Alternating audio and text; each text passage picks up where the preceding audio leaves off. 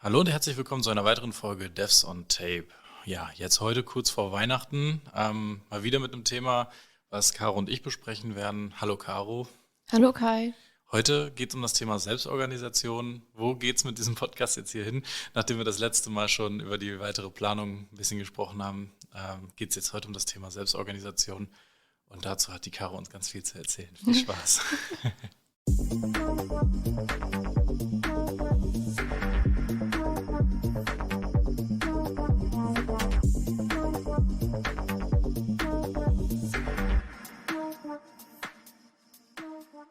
Ja, die Melodie will es ganz zum Ende ausspielen lassen. Ja, schön, dass du wieder da bist, Caro. Hi. Ja, hallo. So, was hat uns denn jetzt dazu getrieben, heute über das Thema Selbstorganisation zu sprechen? Ja, das jetzt in Worte zu fassen. Ich glaube, jeder kennt's, wenn man Hobbys hat. Manchmal kann man sich mehr um sie kümmern, manchmal weniger. Hat dann verschiedenste Gründe. Manchmal liegt es daran, dass einfach viel zu tun ist, viel los ist. Und manchmal liegt es auch daran, dass man vielleicht das vergisst, dass man das Hobby hat, zumindest zeitweise. Oder sich dann um andere Sachen kümmert oder zum Beispiel einfach die Aufgaben in der Freizeit zum Beispiel nicht so gut strukturieren kann, wie jetzt vielleicht auf der Arbeit oder beides oder gar nicht.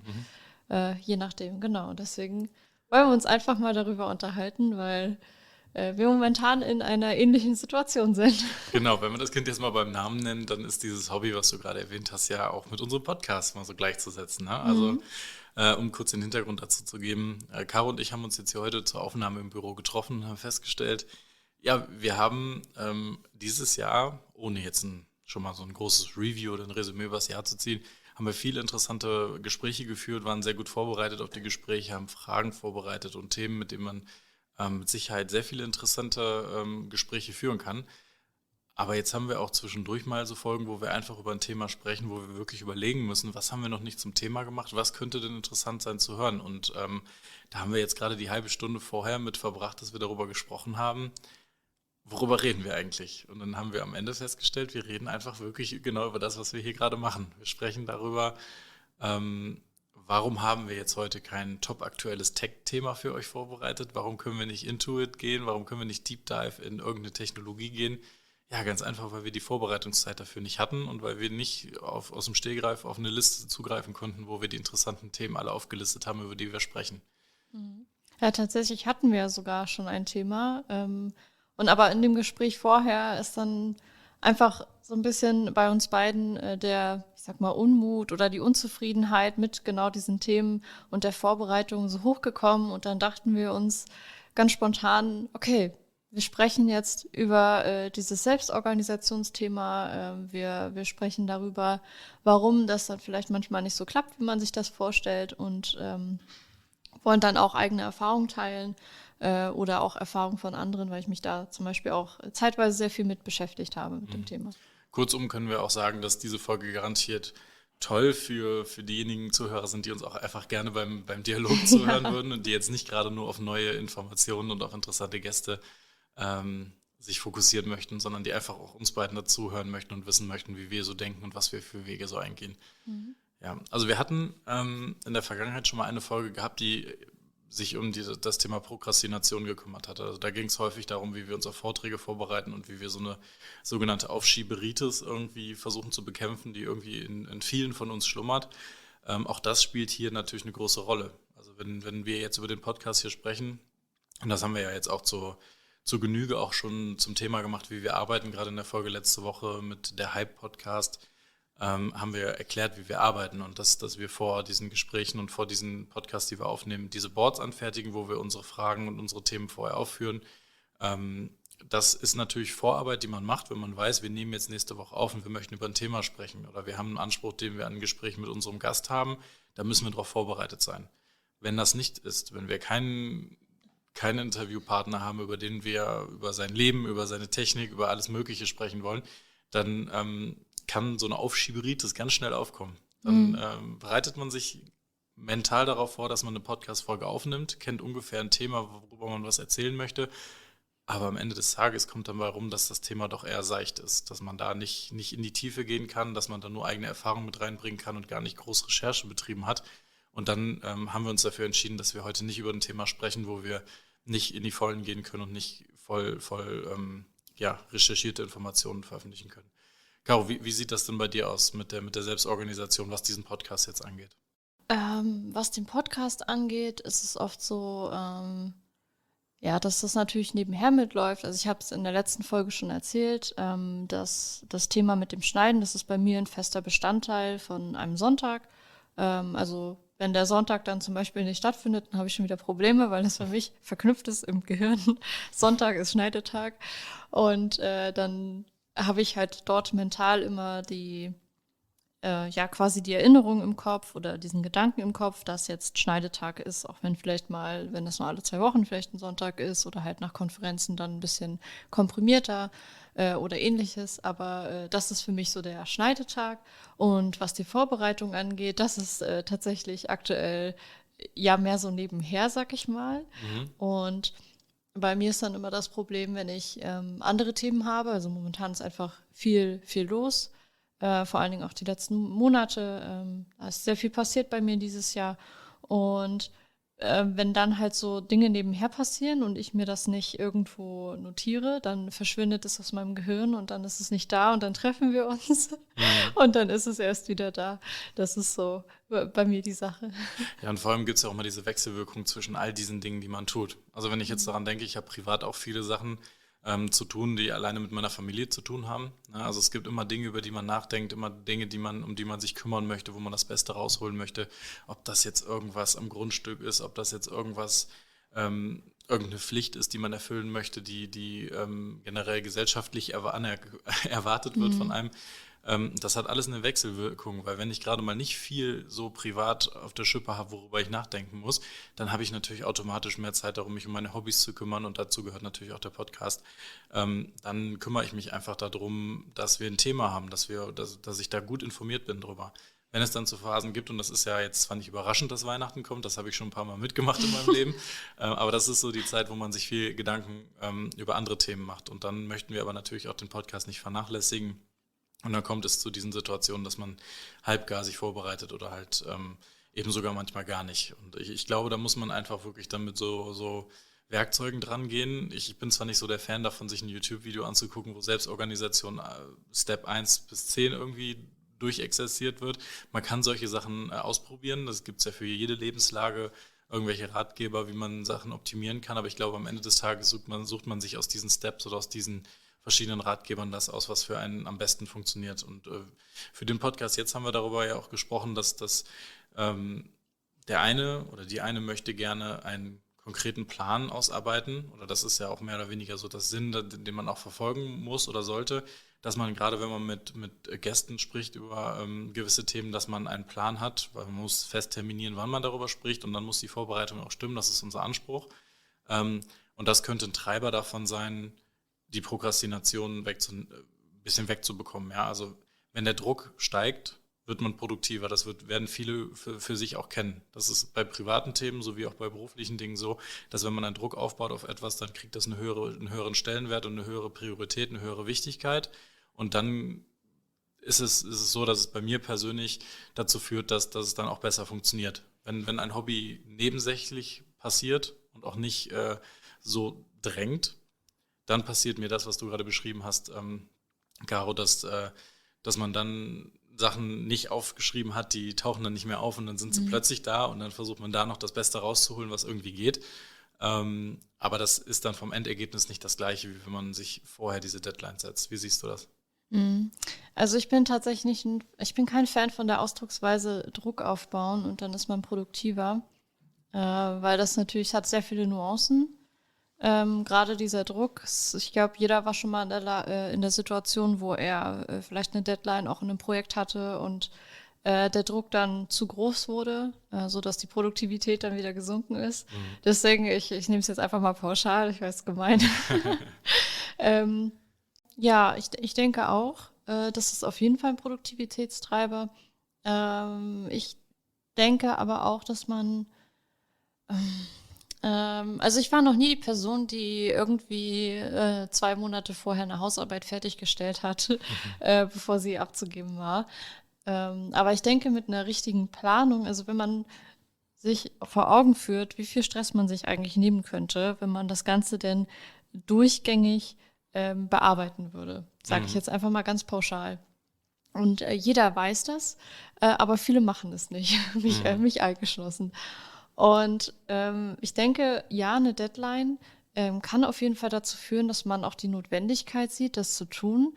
Aber ich denke, dass wenn man es irgendwie schafft, den Schritt vorher zu gehen, sich eine Regelmäßigkeit und eine Routine in diese Aufgabe bringt, dass man dann deutlich mehr Gewinn hat als durch den Druck einer Deadline.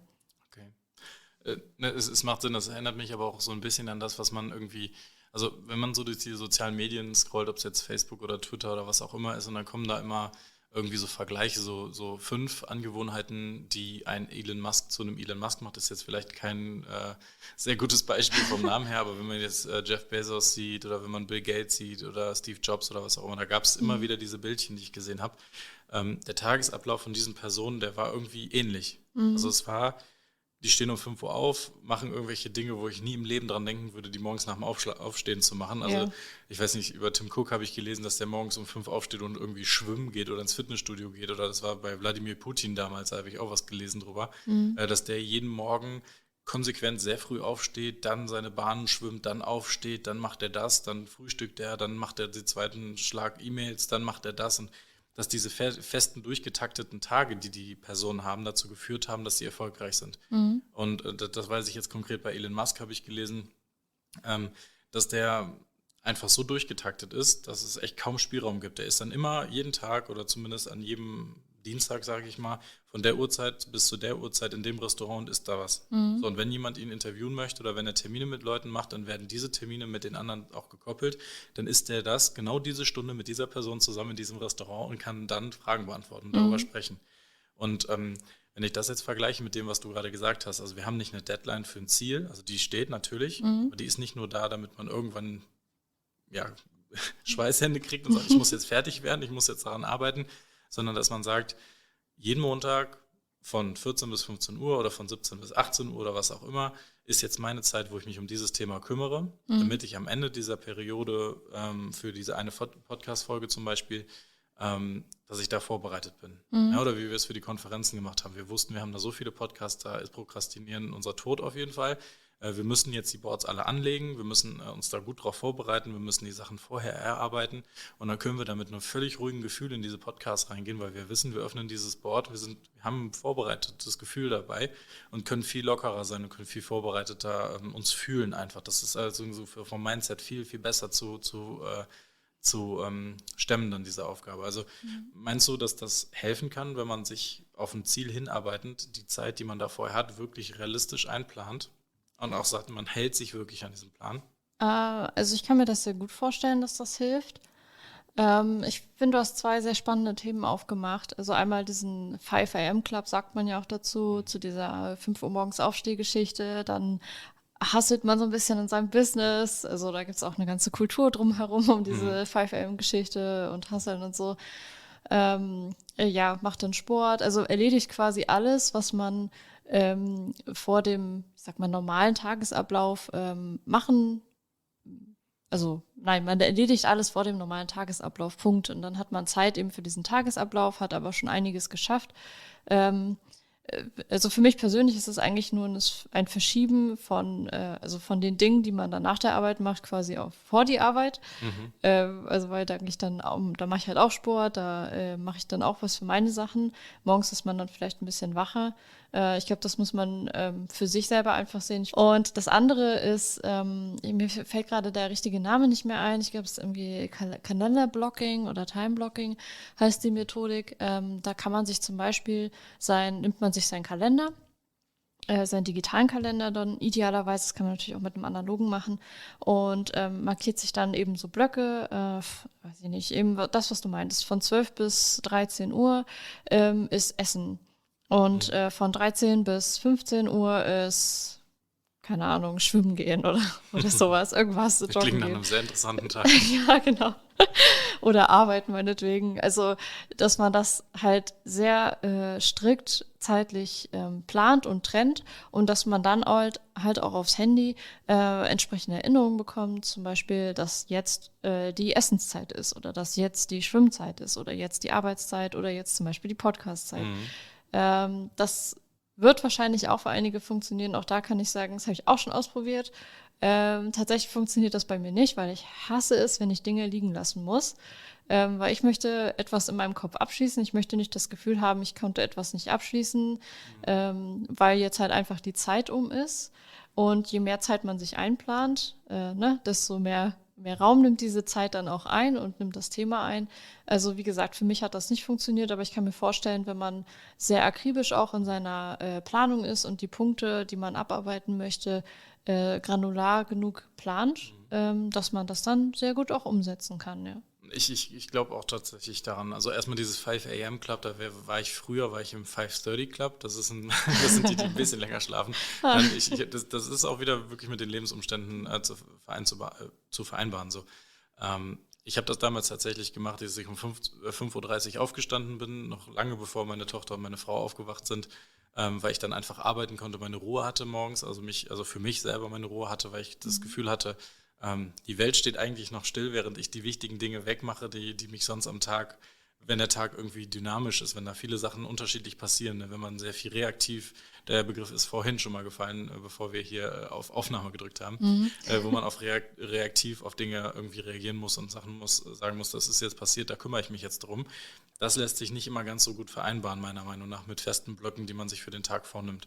Wenn man einen vollen Terminkalender hat mit geblockter Zeit, die man für gewisse Themen einsetzen muss, also da rede ich jetzt ganz klar vom Business, ne? Wenn man für die Arbeit Termine hat und Gespräche hat, auf die man sich einlassen muss, dazwischen kommen dann jeweils noch Dinge, die spontan aufkommen, das lässt sich nicht mehr vereinbaren mit irgendwelchen Blöcken, die man sich für andere Themen vornimmt. Deshalb hatte ich dann meistens die Zeit morgens genutzt, das zu machen, weil da war dann einfach der Moment, wo ich völlig ungestört sein konnte und hatte dann aber diese Freiheiten, dass ich nachmittags recht früh mit meiner regulären Arbeitszeit fertig sein konnte, wo ich dann aber die Möglichkeit hatte, den Nachmittag so zu gestalten, wie ich das gerne möchte. Dazu gehören private Dinge, aber dazu gehören auch definitiv auch arbeitstechnische Sachen.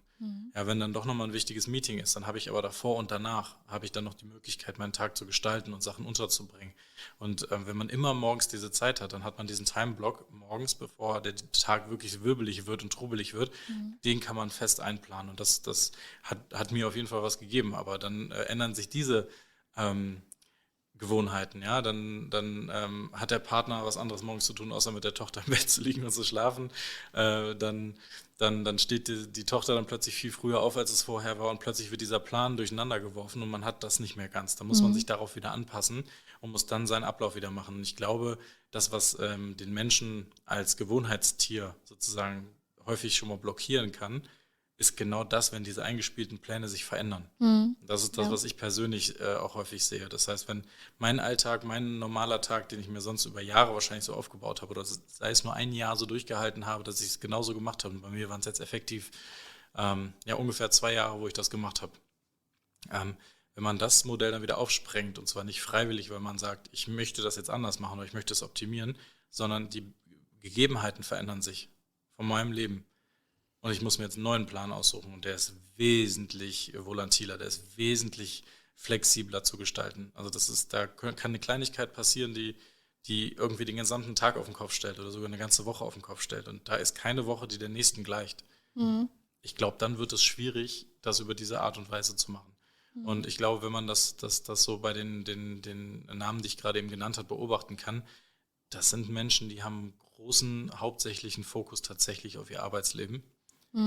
Und bei denen ist es tatsächlich so, dass man dann hört, tatsächlich war letztes Mal schon mal ein Thema, ne? Ich entdecke es gerade selber. Dann bei diesen Namen, da kann man das dann beobachten, dass die morgens ganz früh anfangen, ihre E-Mails machen und so weiter. Da taucht aber nirgendwo auf Leben. Ist das jetzt so hochgegriffen, wenn man sagt, sich auf die Gegebenheiten des Tages einstellen? Nee, das sind Pläne, das sind Sachen, die sich vorgenommen haben, die jeden Tag so stattfinden.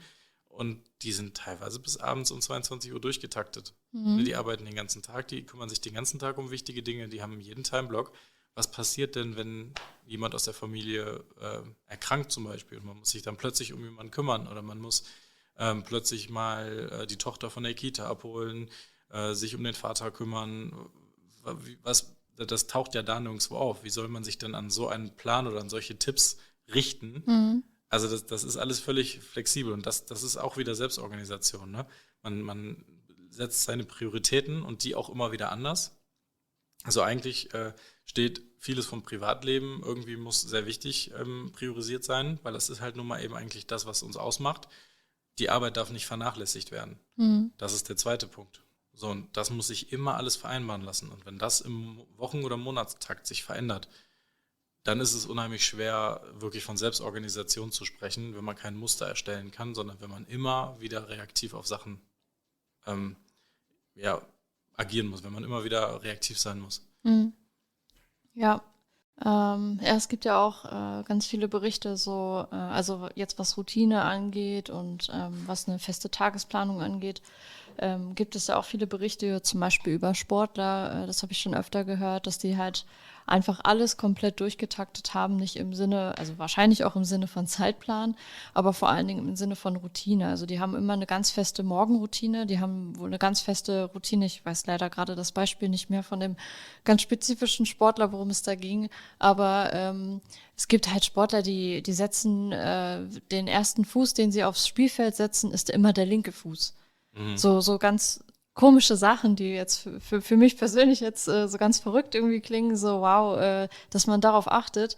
Aber das ist halt genau diese Routine, die sie dann aufgebaut haben, um genau das halt nicht mehr zu haben. Ich vergleiche das für mich immer so ein bisschen mit dem hier der Steve Jobs, der hat auch immer die gleichen Klamotten getragen oder ähnliche Klamotten. Und das hat er unter anderem deswegen gemacht, damit seine Gehirnkapazität frei ist. Zumindest hat er es so gesagt, um sich um die wichtigen Dinge zu kümmern und wichtige Dinge zu entscheiden. Und ich vergleiche das immer so ein bisschen damit, wenn du auf Autopilot halt eine Routine durchgehen kannst, dann kannst du natürlich dich um die wichtigen Dinge kümmern und deine Gehirnleistung für andere Sachen aufwenden. Und das bringt uns ja wieder zu dem Punkt zurück, dass man einschätzen oder einklassifizieren muss, was sind denn die wichtigen Dinge. Für den Das einen stimmt, sind ja. die wichtigen Dinge die Business-Entscheidungen, die das Unternehmen weiterbringen oder die einen selber persönlich im Karriereweg weiterbringen. Und das andere sind die Menschen, die einfach ihr Lebensziel im Blick haben und die da sagen, das ist das Wichtige jetzt für mich. Mhm. Und wenn für den einen das Wichtige ist, sich morgens vor den Schrank zu stellen und dann nicht 5 Rollkragenpullis und 5 gleiche Jeans zu sehen und zu sagen, ich nehme immer das von ganz rechts oder ich nehme immer für jeden Wochentag einen Bügel raus, damit ich mich mit diesen Fragen nicht beschäftigen muss, dann ist das eine andere Fokussierung, ein anderes Ziel. Und ich glaube, wenn wir nochmal den Bogen zu unserem Podcast hier schlagen, ist es uns ein sehr wichtiges Projekt und das ist sehr wichtig für uns als Hobby, dass wir das machen können und dass wir auch immer wieder neue Folgen haben, dass wir den Rhythmus einhalten können, dass wir immer interessante Dinge haben, über die wir erzählen können, die so so eine Mischung aus das, was wir jetzt gerade machen, einfach unsere Meinung und unsere Gedanken mit euch teilen, aber auch, dass wir da trotzdem fundierte, tolle Interviews haben mit Partnern, wo wir uns immer wieder verbessern können, wo wir immer weiter vorangehen. Liegt uns halt schon am Herzen und deswegen werden wir daran auch nochmal ein bisschen was ändern und uns erwartet auch nächstes Jahr wirklich sehr viel. Wir haben sehr, sehr große Pläne für den Podcast. Ich glaube, das sparen wir uns nochmal auf für unsere letzte Folge dieses Jahr, Ja. dass wir euch einen Ausblick geben darauf, was wir konkret planen und was wir machen werden. Ja, und das wird jetzt der Teil sein, Caro, der dir wahrscheinlich nicht ganz so gut gefallen wird, aber wir werden uns diesen Plan tatsächlich erstellen können, weil es natürlich mit Interviewpartnern immer ein Muss ist, dass wir uns da Ja. im Vorfeld über Termine einig sind, die wir machen werden. Das soll keine melancholische Folge sein, wo wir jetzt darüber sprechen müssen, warum wir das mit der Selbstorganisation in dem Bereich jetzt nicht ganz so gut hingekriegt haben. Aber ich glaube, wir können auf ein wirklich interessantes und tolles Jahr zurückblicken, wo wir sehr viele Sachen sehr toll geplant und sehr gut auch gemacht haben und wo wir ein tolles erstes Podcast-Jahr hinter uns gebracht haben. Dass wir aber auf jeden Fall auch immer wieder die gleichen Schritte eingehen müssen, die jeder so für sich finden muss. Also ich glaube nicht, dass es gerade in diesem Social-Media-Thema, ob es jetzt YouTube-Videos sind, ob es TikToks sind, ob es Podcasts sind, dass es da einen Masterplan gibt, wie man sowas erfolgreich machen kann. Also ich glaube, wenn wir das festhalten, dann kann man auch unterschiedliche Wege und Vorgehensweisen von unterschiedlichen Personen gut vereinbaren, dass du deine Arbeitsweise für dich findest, die für den Podcast hier super funktionieren und super passen. und dass ich das für mich dann halt auch so vereinbaren kann, dass ich mich darauf einstellen kann, wie das für dich am besten läuft. Ich glaube, das hat bisher super funktioniert, wie wir das gemacht haben, und wir ziehen unsere Lehre auch daraus, was passiert, wenn wir halt gerade zum Ende des Jahres natürlich auch viele andere Dinge zu tun haben, auf die wir nicht so gut vorbereitet sein können oder auf die wir mehr vorbereitet sein wollen als auf unsere Hobbys, die dann halt leider zu kurz kommen. Mhm. Ja, da kann ich gar nichts mehr hinzufügen, außer ja, auf jeden Fall. Pläne sind ja auch sehr wichtig. Also gerade wenn man, ich finde das immer so ganz interessant, wenn man in den Arbeitskontext guckt, da würde ich behaupten, da sind die meisten sehr gut strukturiert, halt wahrscheinlich immer ein bisschen anders. Also ich zum Beispiel, ich habe immer so ein kleines Notizbuch bei mir, so ein Bullet Journal, wo ich mir meine Aufgaben halt alle eintrage, jeden Tag und dann entsprechend abhake oder halt weiterschiebe in den nächsten Tag. Das habe ich schon mal digital übrigens auch ausprobiert. Das hat für mich auch nicht funktioniert. So, vielleicht als Randnotiz für diejenigen, die sich auch für das Thema Selbstorganisation interessieren. Aber ich habe immer so ein kleines Buch bei mir, wo ich meine Aufgaben reinschreibe, wo ich mir Notizen reinschreibe, wo ich mir vielleicht auch reinschreibe, halt spezielle, was ist jetzt genau passiert, ist irgendwas ganz besonders hervorgekommen oder so. Und damit, das läuft super. Das ist halt ein Buch, das habe ich dann für meinen Kunden. Also ich bin ja selbstständig und ich bin in der Regel eher bei einem Kunden, also bei einem großen Projekt, sage ich mal, gleichzeitig statt mehrere kleine zu haben. Das funktioniert für mich super, aber sobald das quasi ein Schritt aus dieser Welt raus ist, ein Schritt aus meinem Buch raus und ich mag diese Sachen nicht mischen in dem Buch, dann ist das für mich eine komplett andere Welt, das Privatleben. Und habe ich auch sehr lange gebraucht, um für mich eine Lösung zu finden. Aber ich glaube, dieses Jahr bin ich dort auf jeden Fall ein paar Schritte weitergekommen. Freut mich auf jeden Fall zu hören, weil ich habe diesen Versuch auch mehrmals gestartet, einmal sowohl digital als auch mit einem Buch, also mit, ne, ich habe das früher in der Schule mal bei einem Lehrer beobachtet. Also man hatte unterschiedlichste Lehrertypen gehabt, die unterschiedliche Dinge gemacht haben. Die einen waren super vorbereitet und haben ihre ganzen Notizen gehabt, haben ihr Büchlein gehabt. Dann hatten wir welche, die sind quasi komplett ohne alles in den Klassenraum gekommen und wussten genau, auf welcher Seite sie was machen wollten. Die waren einem im Kopf so vorbereitet. Und dann gab es einen Lehrer, der hat am Anfang der Stunde immer erstmal nach dem Klassenbuch gefragt und dann bitte nach einem Schmierzettel. Dann hat er sich von irgendwelchen Schülern irgendwelche Sachen, ob das jetzt ein Stück Löschblatt war oder ob es irgendwie vom College-Blog so eine Ecke war oder sowas, hat er sich dann das geben lassen, hat sich dann irgendwie aus dem Hemd so einen Stift rausgezogen und hat dann irgendwie seine Notizen für die Stunde drauf gemacht. Und die hat er dann genommen, ist ins Lehrerzimmer gegangen und hat die in sein Fach geworfen. Und am Ende des Jahres hat er dann diesen Haufen, das hat er uns mal erzählt, wie er das macht, diesen Haufen genommen pro Klasse und hat den dann durchgearbeitet. Und dann hat er sich auf diesen Zettel vermerkt, wer besonders gut in der Stunde war, wer sich häufig gemeldet hat, wer sich, ne, also der hat dann solche Notizen da für sich gemacht. Er hat dann Striche gemacht, wie häufig sich jemand gemeldet hat oder wer gestört hat. Keine Ahnung, was genau da drauf stand, aber der hatte dann irgendwelche zusammengefalteten Briefumschläge in der Tasche, die er dann irgendwie so mal gezückt hat, wenn er dann gerade mal nicht die Schüler gefragt hat um ein Blatt Papier und hat dann darauf Notizen gemacht. Wir haben dann gelernt, das funktioniert nie im Leben, als ob der diese Zettel, die der hat, nicht einfach wegwirft oder dass es den nicht interessiert. Aber scheinbar hat es funktioniert, als dass das für ihn eine Gedankenstütze war. Da bin ich jetzt gerade drauf gekommen, weil bei diesem Selbstorganisationsthema, ich hatte dann auch schon mal so ein sündhaft teures Buch gehabt, was an sich total toll, was super gebunden war, was richtig toll war von den Einteilungen. Das ist super klasse, habe ich mir richtig toll vorgestellt. Ich habe angefangen, das Buch von der einen Seite zu beschreiben, habe es umgedreht, also sowohl halt quasi horizontal als auch vertikal umgedreht und habe dann von der anderen Seite private Sachen reingeschrieben. Also von vorne sozusagen berufliche Sachen und von der anderen Seite dann private Sachen, auf die ich achten muss. Es hat eine Zeit lang super funktioniert, dass ich mir auch gedacht habe, okay, rechts oben auf der Seite steht dann immer irgendwas, was kurzfristig reinkommt. Die anderen Sachen stehen gegliedert auf der linken Seite und dann mache ich mir Meeting Notes da rein und sowas.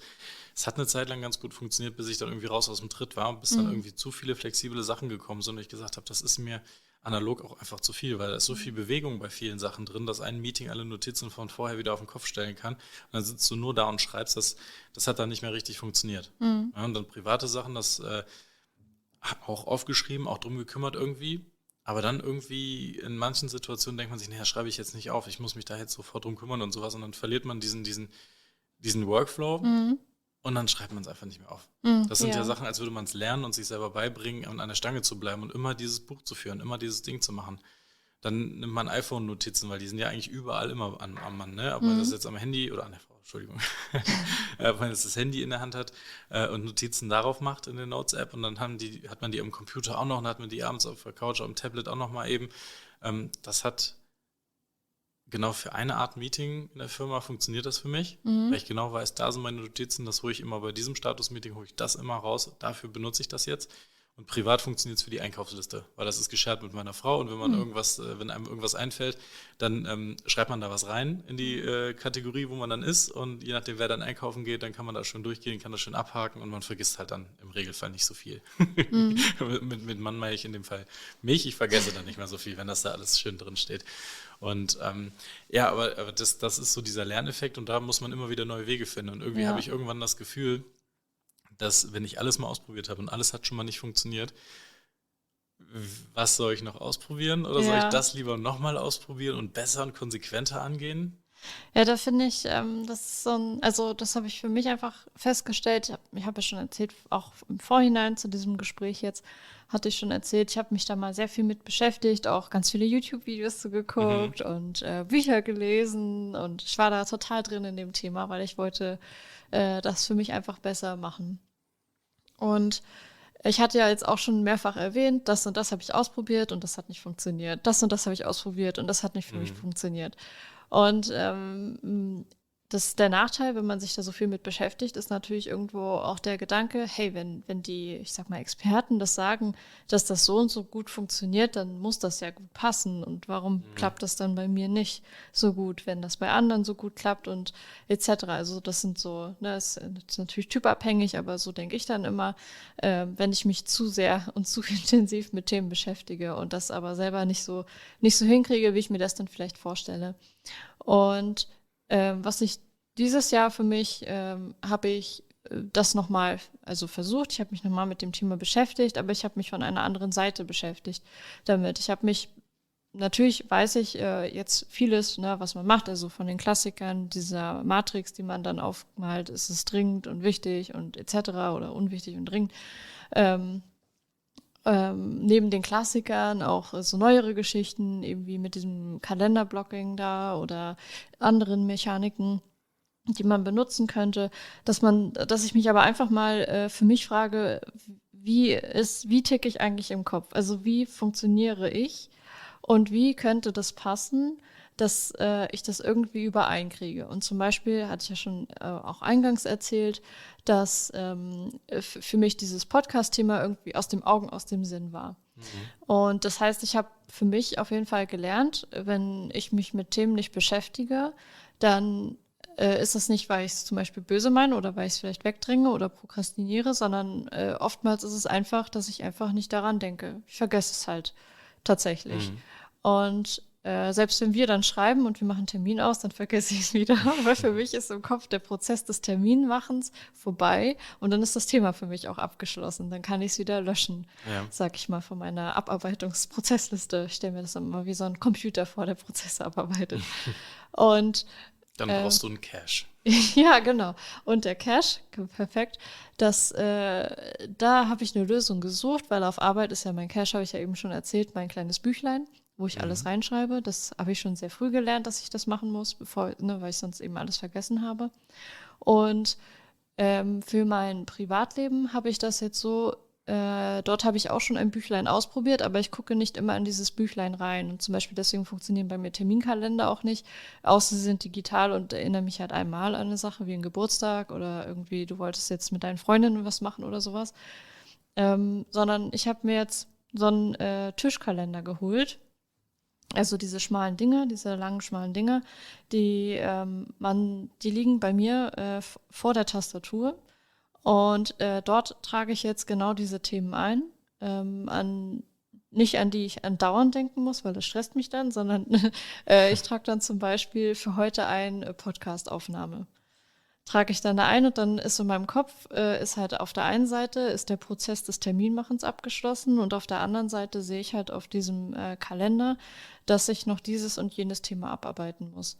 Und das hat tatsächlich sehr gut bisher zumindest für mich funktioniert. Ich mache das dann oftmals dann doch nicht an dem Tag, an dem ich mir das aufgeschrieben habe. Also gerade wenn das so Sachen sind, die sich jetzt nicht an den Termin richten, sondern mache das dann vielleicht später. Aber ich verliere die Sachen nicht aus dem Sinn, weil sie halt immer noch vor mir liegen. Also sie sind stets da. Sie stressen aber nicht, weil sie sind ja auf einer Liste, sie sind niedergeschrieben und eingeplant. Und auf der anderen Seite habe ich aber trotzdem die Flexibilität, das irgendwie in meinen Tagesablauf einzubringen.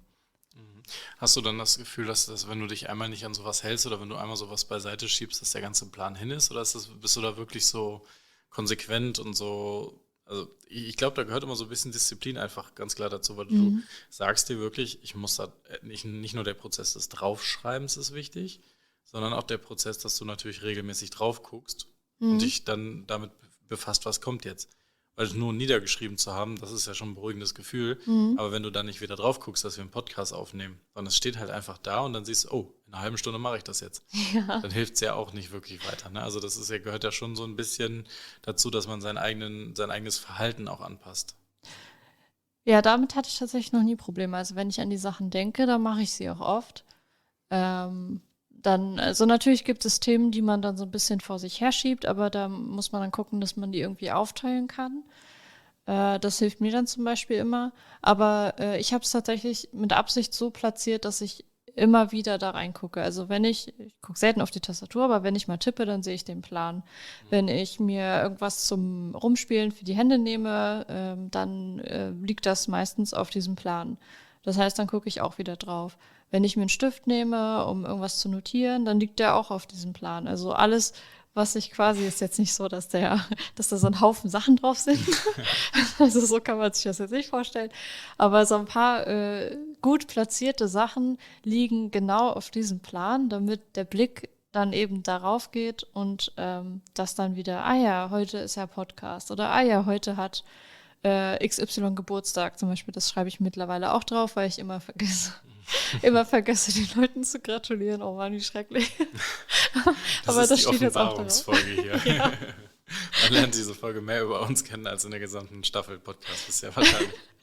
Genau, aber also wie gesagt, das hat für mich sehr gut funktioniert und das Thema dann anzugehen, wenn ich das denn so aufgeschlüsselt habe, dass ich es dort aufschreiben kann, das ist dann ein leichtes, in Anführungszeichen, im Gegensatz zu vielleicht anderen Methodiken.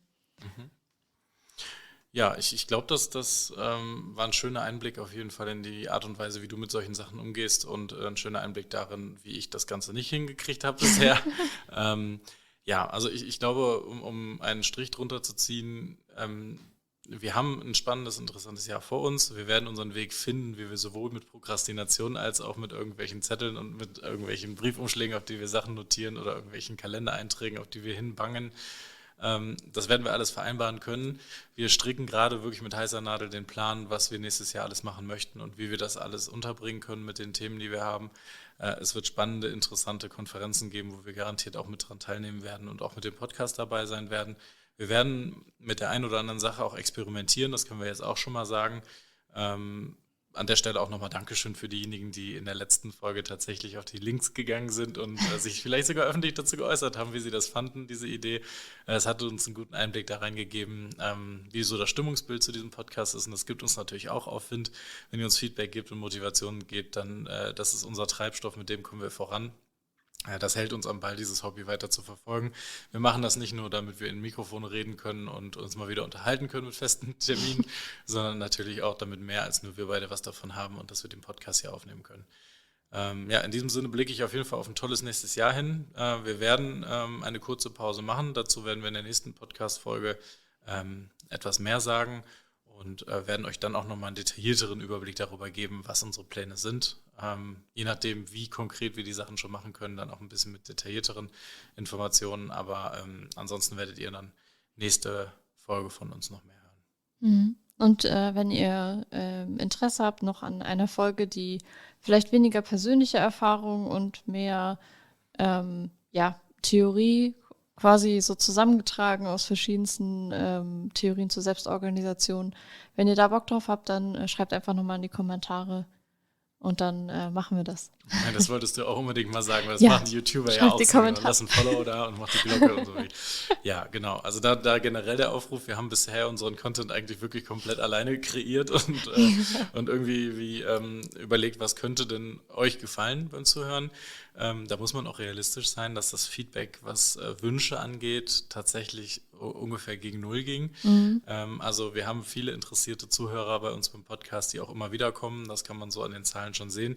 Aber wir haben noch keinen Input bekommen, der einem Wunsch entsprach. Ja, also vielleicht hat jemand von euch eine Person vorzuschlagen, die ihr unheimlich gerne mal näher kennenlernen wollt, wo ihr euch vorstellen könnt, dass wir das in einem Interview machen könnten. Oder ihr habt ein Thema, über das ihr euch wirklich mal schlau machen wollt, wo wir euch bei helfen können. Wir haben durchaus auch Interesse an so Deep Dive Sessions, wo wir uns mit einer Technologie auch mal auseinandersetzen können, wo wir euch einen Überblick darüber geben können oder vielleicht auch sogar einen Experten an der Hand haben, der uns da nochmal einen gemeinsamen Einblick reingibt. Da ist Feedback wirklich key. Ihr wisst, wie ihr uns erreichen könnt. Wir verweisen immer auf die Shownotes, aber ihr wisst ja sowieso, wie ihr uns erreichen könnt. Macht es öffentlich, macht es privat, macht es, wie ihr das auch immer für richtig haltet, wie ihr das machen möchtet. Gebt uns gerne Feedback und Input und dann werden wir das gerne berücksichtigen, weil wir natürlich euch nicht den Content aufzwingen möchten, den ihr dann alle 2 Wochen hört, sondern wir möchten natürlich auch uns da entsprechend anpassen. Mhm. Genau. In diesem Sinne wünschen wir euch auf jeden Fall schon mal jetzt müssen wir überlegen, wann wir releasen, ob es jetzt der 3. Advent ist, über den wir euch dann wünschen.